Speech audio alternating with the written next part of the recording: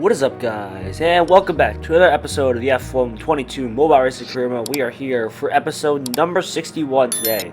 And if you guys did miss the previous episode, the finale then of season number 8 with Aston Martin, definitely be sure to go check that out before you see this one. And I think we have done Aston Martin well, giving them some very strong results, an unlikely win, and a couple podiums for them. So hopefully we have done a good job for them. And luckily, it is now a new season, which now means it is time for us to choose a new team then. And something that looks very interesting is the Haas F1 team, with, of course, choosing Kevin Magnussen as our teammate. Haas, of course, an up-and-coming team, so it would be very nice to see how our car, or how our performance would be with them. And luckily, we have the ability to upgrade said car. We do have a lot of tokens to spend, and also the car has never been upgraded before. So, of course, for now, the upgrades are very, very cheap. So, just trying to get the car somewhat up to speed here with the Aston Martin. Of course, the upgrades coming in thick and fast. You can see the car for now is focused more on the lightweight and the brake aspect until we get through more of these options where the car will start to become more and more balanced. As you can see, the power there really starting to increase there. Unfortunately, we don't have too many more tokens to spend at the moment, but we are going to afford one more upgrade to push it to level 5 and give ourselves a much better car to work with. The lightweight there really coming into play, but unfortunately we do not have enough for another upgrade. As you join us now onto qualifying then for the Belgian Grand Prix. Yes, Spa-Francorchamps plays host to round 1 then of season number 9 this is. So we do have a chance to make an impact with our team. So make our way through turn 1 there, no issues there as we make our way down towards Eau Rouge and Radion there. Of course, trying to minimize hitting the curbs on the inside and the outside. As for some reason, those do slow you down, and the AI do like to touch them for some reason. So if we do avoid them, we can gain some nice momentum down this main straight here. Open the DRS as we make our way down towards the next corner here to the Lecombe chicane. The car not doing too bad, I must say. The car is definitely faster than the Aston Martin in this straight line. It does feel a lot cleaner through the corners as well. I think that's helping with the fact that this car is much more lightweight compared to the Aston Martin. That overall, obviously, it feels like a much better car. Then, of course, the Haas in real life in 2022 was a much better car than the Aston Martin. So this is pretty accurate to what real life was. So very nice to finally be in a new team then, and a chance to finally get back to potentially to the top. And so we do have a shot at potentially getting some more top 5 results, or maybe even some more podiums and wins. But we'll have to see how our car does in qualifying. As you can see, set up yellow first sector there. Of course, we are still lacking quite a bit on the straights compared to the Ferraris and the Red Bulls, of course. So we're going to have to see how our car does. And it's not that great in the corners compared to what rivals is. We are setting another yellow sector there, 44.322 in the second sector there. So unfortunately, we have to make up some time here in the last sector, which is kind of hard to do considering the fact that the last sector comprises of this huge long back straight and only one hard braking zone, which is the bus stop chicane there. But we can potentially make up some time in said chicane as we make our way to the final set of corners then. Down to second gear, clip both apex, scaling the power as early as we can, straighten the wheel out, DRS wide open as we make our way towards the line, staying to the right hand side to minimize the run to the line. Across the line, it was a decent lap, and that actually puts us P6 here. So although we did not set any purple sectors, we actually did still finish with a strong lap. 2 seconds off though from the top runners, but it is much better than we would have been in the Aston Martin. We set the starts for the grid. Leclerc, Sainz, Verstappen, Perez, Hamilton, us, Russell, Norris, Ricciardo, Ocon, Alonso, Bottas, Guan Yu, Gasly, Tsunoda, Magnussen, Latifi, Albon, Stroll, and Vettel do round out the grid. And as we get set then to 5 red lights then for the Belgian Grand Prix, the first race then of season number 9. I can't speak, but we can get racing on. Lights out, away we go. Russell gets a lightning start off the line there, as does Norris there, trying to cover into the inside here, getting back down the inside of Norris and Hamilton there. We do make a bit of contact there with Russell, and we get a corner car penalty as well, so we do move down a position, but we are in 7th place. Norris is just behind us in 8th as we make our way towards Eau Rouge. Norris is going to try to make his way up the inside. This is going to be very, very tense, and actually Norris makes the move stick there. GG's to the AI, but he does touch that inside curb there. We bang tires there, but we just managed to get past the Breton there, so good on him for making that move stick through Eau Rouge and Radion, but he just clipped that inside curb, which cost him his momentum. So we do maintain P7 now, have our sights set on Lewis Hamilton just up in front and try to get back in the position that we did start in, remember. So let's see if we get a move on Hamilton. We give a decent run there down towards this right-hander here, trying to go on the outside of Lewis Hamilton. Bit of contact there, a lot of sparks flying, but we do manage to make the move stick, and now on the inside here, making our way up into P6 here, just barely missing that wall there on the outside.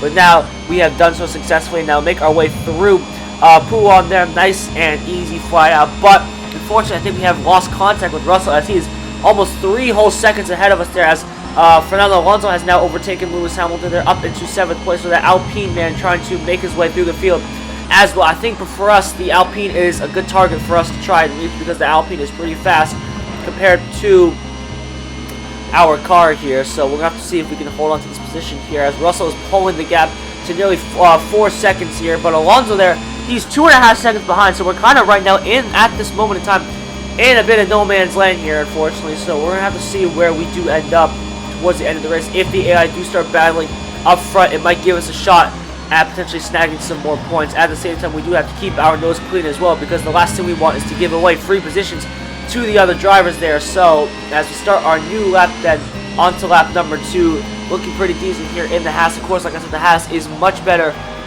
compared to the Aston Martin in really all sort of aspects there. So we'll have to see how it does play out eventually later on in the series if we decide to further upgrade the cars. So make our way through Eau Rouge and Radion, again avoiding the curbs, nice and easy. The car feeling very nice. So make our way through the long straight here. You can clearly see that we are struggling on the straights. They're already 11 seconds away from the leader Charles Leclerc, which is again not helpful considering the fact that Spa is a speed-driven track, more or less. You do need to have downforce in Sector 2, but the need for speed is definitely there, considering you have Sectors 1 and Sector 3 at very, very fast speeds. Alonso behind us, he is slowly catching us. He is about 1.5 seconds behind us there. We are running a bit slower on the straights compared to the Alpine, but I do think through the corners we do have an advantage. And as for Russell, he's pulled a 3-second gap, so he can already say bye to the Breton as well. Mr. Saturday, as he was once known, or Mr. Sunday for his top 5 finishes. And now, of course, he will be partnering Kimi Antonelli as Hamilton will be going to Ferrari then in 2025. Still trying to wrap my head around that news, which is absolutely crazy considering the fact that Mercedes and Hamilton had one of the best partnerships in arguably the history of F1. You could argue there were some other great partnerships such as Schumacher, Ferrari, or Senna at McLaren, but definitely Hamilton and Mercedes is at one of the top spots here. Anyways, then back to the action then as we make our way onto the start of lap 3 very shortly. Leclerc still leads the way then for what I presume is Sainz, Perez, and Verstappen. The 2 Red Bulls and the 2 Ferraris occupying the top 4 spots as per usual. Russell is staying in 5th, and we get actually a pretty substantial corner cut there, considering the fact that we did not cut that corner at all, or I should say we didn't cut that corner nearly as much as I thought we did. And now Alonso is right back in the fight here. He is simply about a second away then. So we have to see if we can hold on to this a little bit, and it doesn't really help with the fact that the game is starting to lag just a little bit here as we make our way through Eau Rouge and Radion for the 3rd and final time this race here. The game is really not starting to lag us, and we actually hit the outside curb this time as well, and this time Alonso is right behind us here, so we're going to have to do a bit of defending here from the Spaniard here. We are going to give him the space as he requested in Bahrain. We are going to defend the inside line, choose the inside line. Alonso makes the smart move and stays behind us, so good on the Spaniard for making sure to not stick his nose up in a place where it should not be. Alonso tries to go on the outside though this time. He gets a bit opportunistic. We do actually squeeze him out a little bit, and that was a bit of my fault there as we squeeze out Norris as well. I wasn't expecting Alonso to go on the outside, but this lag is really not helping there as we nearly go off track there entirely. Luckily, just keep it on the road here. Alonso is running in 7th place at the moment here as we make our way down towards Pool. He actually tries to stick his nose up the inside there. As just I was going to say, he was a very respectful racer. He sticks his nose up in a place where that really should not have been a smart idea. But luckily for both of us, we did not get damaged. He did not get too much damage, so we are doing just fine as we make our way through the sectors here into the final sector we go. Though I think Leclerc is going to take home another victory for the Ferrari here. The Ferraris are absolutely flying in this new series, so we'll have to see how we do here. And in terms of us here, sitting in P6, I mean, can't really complain too much about sitting in P6. That is still a very strong result. It's 8 championship points then for the Haas F1 team, so we can be sure to be happy about that as Alonso tries to make his way past again. We're going to have absolutely none of it. Defend the inside line and the bus stop chicane, park the bus, and then get a power down as quickly as we can. And that will be it for the Belgian Grand Prix across the line in P6. That is still a nice result then for us as we come home P6 ahead of the Alpine and both McLarens. Thank you all so much for watching. If you guys did enjoy it, definitely be sure to leave a like and subscribe to the channel. And I'll see you guys in the next episode as we continue our march through the series here and hopefully to another victory very, very soon.